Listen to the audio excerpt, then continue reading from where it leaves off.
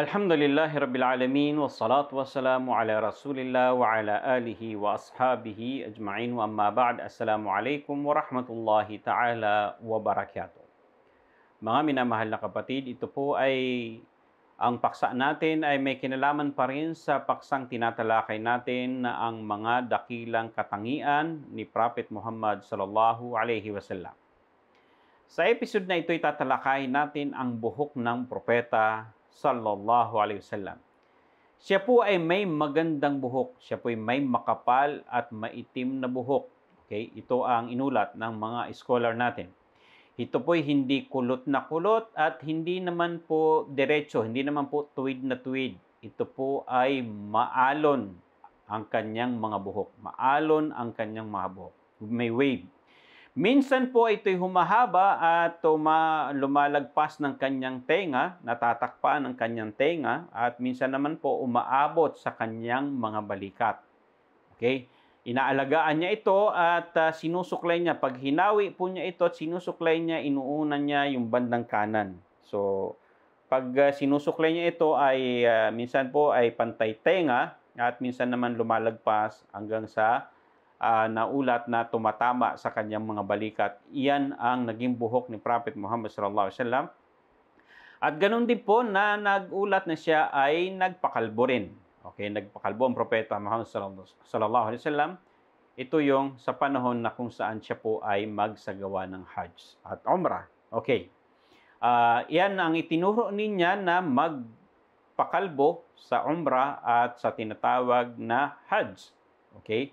At yung iba na nagsabi na ayaw magpakalbo, mga magpaiksi ng buhok, ay inaalaw din po yan, pero mas lamang ang gantimpala ng mga nagpapakalbo sa tinatawag na Hajj at Umrah. Okay, ang magpakalbo naman po ng walang kinalaman sa tinatawag na ibadah, hindi po Umrah at Hajj, nagpakalbo, sinabi ng ilan sa mga scholar na ito'y makruh. Dahil ang ibang mga relihiyon na ito'y tinituring lang parang parusa sa kanilang sariling pagpapakalbo. At mahalaga ang buhok. Si Prophet Muhammad sallallahu alaihi wasallam ay pinapahalagahan niya ang kanyang buhok. Sa kanyang sinabi, "Man kana lahu sya'run falyukrimhu." Sino man ang may mahaba o may buhok ay kung saan alagaan niya ito. Naulat naman ni Anas bin Malik radhiyallahu ta'ala anhu na sinabi niya, ang buhok ni Prophet Muhammad sallallahu alaihi wasallam ay tumatama sa kanyang balikat.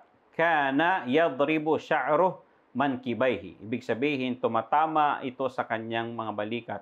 Yan ang haba ng tinatawag na buhok ni Prophet Muhammad sallallahu alaihi wasallam. Ganun din po, inulat ni Anas bin Malik na ang buhok ni Prophet Muhammad sallallahu alaihi wasallam ay umaabot sa tinatawag na gitna ng kanyang mga tenga, okay?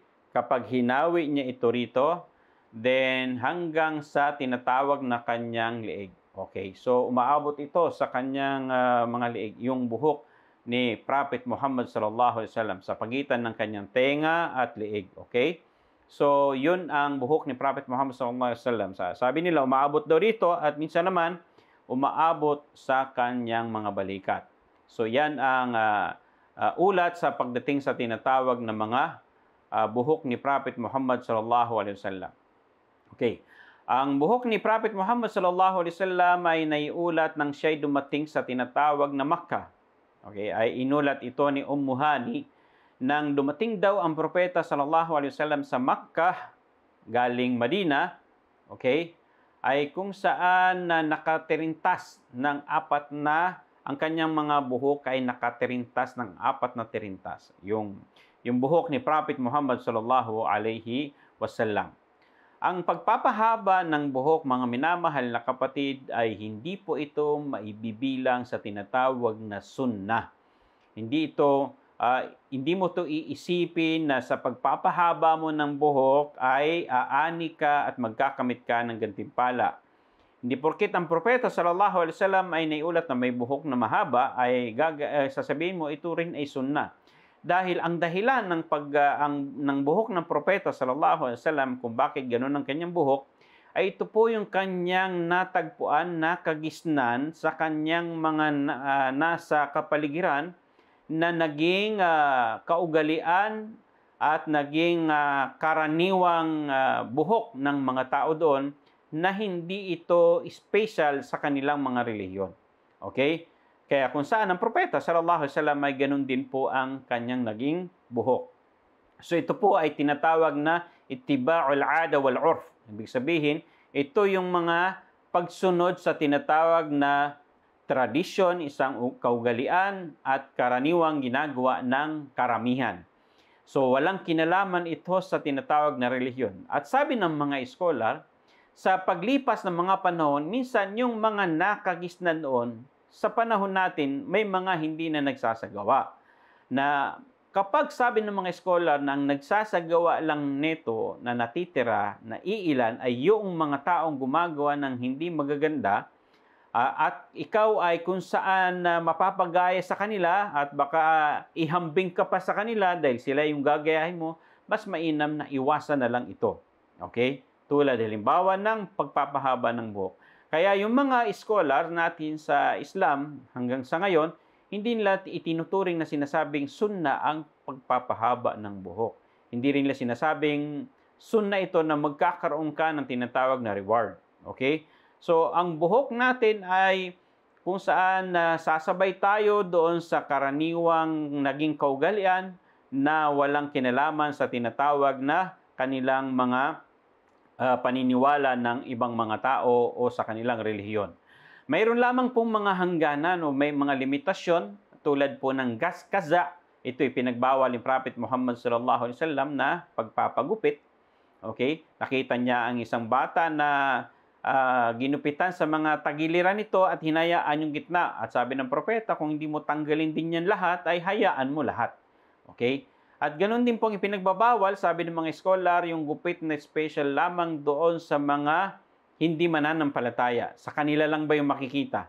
Okay? At yung mga gupit na katulad sa mga special sa kanilang mga relihiyon. Halimbawa, yun ay hindi dapat nating gayahin dahil mas malala ang kasalanan doon kaysa yung tinatawag na kaza. Yun ang ilan sa mga habilin at paliwanag ng ating mga pantas. Naway, mayroon po tayong natutunan sa tinatawag na tinalakay natin ngayon.